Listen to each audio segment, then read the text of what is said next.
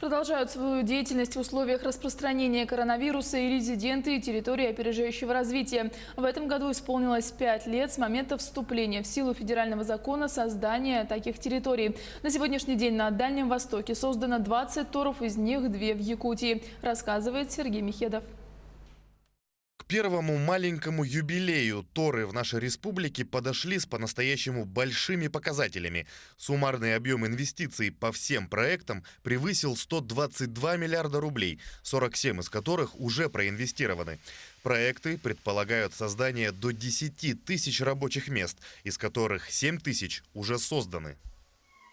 Наши резиденты производят пластиковые трубы, сэндвич-панели, котлы длительного горения и прочие стройматериалы, асфальтобетонную смесь, кирпичи. Теплица «Саюри» круглый год выдает урожай овощей. На полигоне СВФУ успешно проводятся научные исследования. Резиденты якутских территорий опережающего развития – это в основном представители малого и среднего предпринимательства. Как и весь бизнес, в связи с COVID-19 наши производители столкнулись с ограничениями, например, с поставкой сырья и оборудования из-за пределов России. Приостановлен ряд экспортных контрактов. Остается неопределенная ситуация и с иностранной рабочей силой. Говорить о том, что проекты приостановлены, нельзя, все идет в сроки, не наблюдаем срывов сроков строительства, не наблюдаем высвобождения персонала, мониторим ситуацию с завозом вахтовых работников.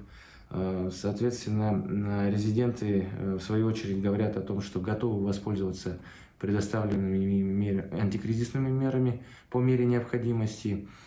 Важнейшим навыком в условиях ограничений остается адаптация к новым условиям.